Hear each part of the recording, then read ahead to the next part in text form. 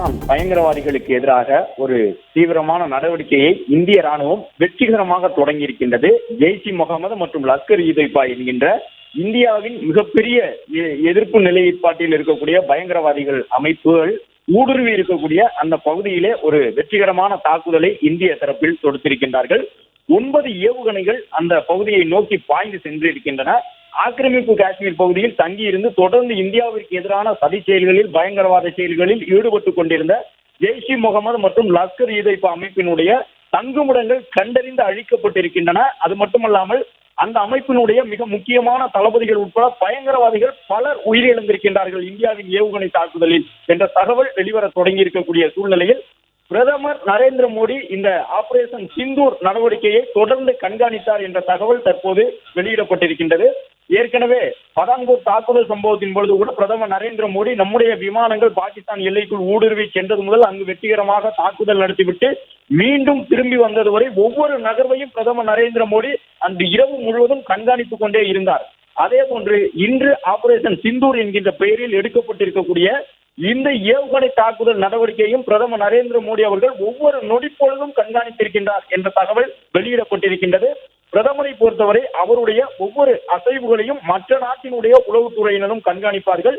எனவே பிரதமர் நரேந்திர மோடி இன்று பின்னிரவு நேரத்தில் முக்கியமான ராணுவ தளபதிகளோடு அமர்ந்து பேசினால் ஏதோ ஒரு தாக்குதலுக்கு இந்தியா தயாராகிவிட்டது என்ற விவரம் பாகிஸ்தானுக்கு கூட தெரிய வந்துவிடக் கூடும்.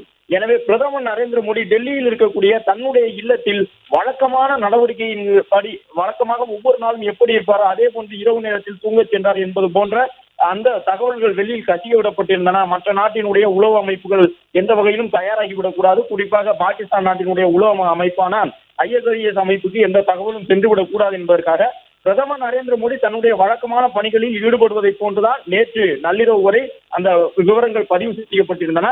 ஆனால் பிரதமர் மிகவும் தீவிரமாக இன்று இரவு இந்த 9 ஏவுகணை தாக்குதலையும் குறிபார்த்த இடங்களில் வெற்றிகரமாக நடத்தி முடிக்க வேண்டும் என்று ராணுவத்திற்கு வழங்கியிருந்த உத்தரவுகள் அடிப்படையில் தொடர்ந்து கண்காணிப்பில் ஈடுபட்டிருக்கின்றார் என்ற தகவல் தற்போது வெளியிடப்பட்டிருக்கின்றது.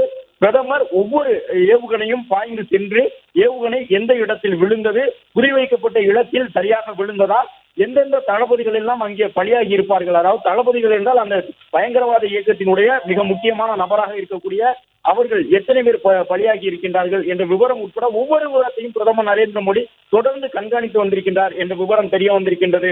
அது மட்டுமல்லாமல் நம்முடைய ஏவுகணைகள் ஆக்கிரமிப்பு காஷ்மீர் எல்லைக்குள் சென்று ஜெய்ஷ்-இ முகமது மற்றும் லஷ்கர்-இ-தொய்பா தீவிரவாத முகாம்கள் மீது விழுந்தது மட்டுமல்லாமல் அந்த தருணத்தில் பாகிஸ்தான் வான்வெளியில் ஏதேனும் மாற்றம் ஏற்படுகின்றதா என்பது தொடர்பாகவும் தொடர்ந்து பிரதமர் நரேந்திர மோடி கண்காணித்து வந்தார் எனவும் ஆபரேஷன் சிந்தூர் நடவடிக்கையை மேலும் பிரதமர் தொடர்ந்து கண்காணிப்பார் என்ற தகவலையும் வெளியிட்டுள்ளனர். பிளே ஸ்டோர் மற்றும் ஆப் ஸ்டோரில் இருந்து பாலிமர் செயலியை QR கோடு மூலம் பதிவிறக்கம் செய்யுங்கள். செய்திகளை உடனுக்குடன் பெறுங்கள்.